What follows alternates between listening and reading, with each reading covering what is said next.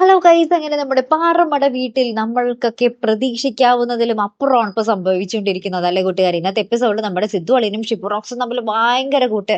നമ്മുടെ കേശുവിന് ഭയങ്കര അസൂയ തോന്നുന്നു. അപ്പൊ കേശുവിന്റെ അടുത്ത് നമ്മുടെ സിദ്ധു അളിയൻ പറയുന്നുണ്ട്, എനിക്ക് ഇഷ്ടമുള്ളവരുമായിട്ട് ഞാൻ കൂട്ടുകൂടും, അതിന്റെ പേഴ്സണൽ കാര്യങ്ങളിൽ ആരും ഇടപെടുന്നത് എനിക്ക് ഇഷ്ടമല്ല എന്നൊക്കെ പറഞ്ഞ് ഭയങ്കര വാശി.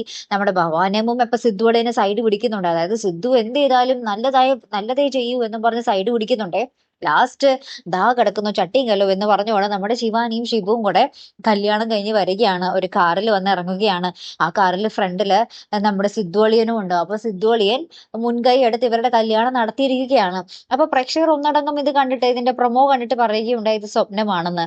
അതെ ഗൈസ്, മിക്കവാറും അല്ല, 100% ഇത് സ്വപ്നമാകാൻ തന്നെയാണ് കൂടുതൽ സാധ്യത അല്ലെ. ആരുടെ സ്വപ്നമാകും ഇത് എന്നുള്ളത് മാത്രമേ ഒരു ചോദ്യമുള്ളൂ. എന്നാലും പ്രേക്ഷകരെ ഇങ്ങനെ പറ്റിക്കണോ?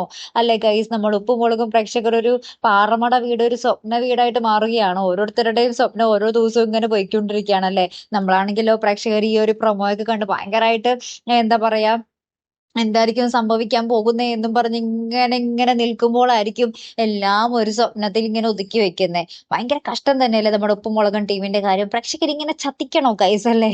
നിങ്ങളുടെ അഭിപ്രായം ഇത് തന്നെയാണോ? ഒന്ന് കമന്റ് ചെയ്തേക്കണേ. കാത്തിരിക്കാട്ടോ അടുത്തൊരു വീഡിയോ വരുന്നത് വരയ്ക്കും. Good bye.